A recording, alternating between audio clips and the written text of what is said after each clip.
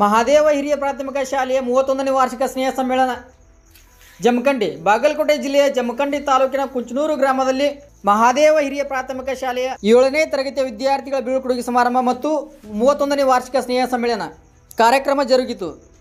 ಈ ಕಾರ್ಯಕ್ರಮದಲ್ಲಿ ಮುದ್ದು ವಿದ್ಯಾರ್ಥಿಗಳು ಚಲನಚಿತ್ರ ಗೀತೆಗಳಿಗೆ ಮತ್ತು ಜಾನಪದ ಗೀತೆಗಳಿಗೆ ಅದ್ಭುತವಾದ ನೃತ್ಯ ಪ್ರದರ್ಶನ ನೀಡಿದರು.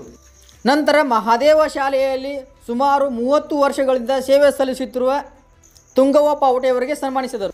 ಈ ಸಂದರ್ಭದಲ್ಲಿ 7ನೇ ತರಗತಿಯಲ್ಲಿ ಹೆಚ್ಚಿನ ಅಂಕ ಗಳಿಸಿದ ವಿದ್ಯಾರ್ಥಿಗಳಿಗೆ ಬಹುಮಾನವನ್ನು ವಿತರಿಸಲಾಯಿತು.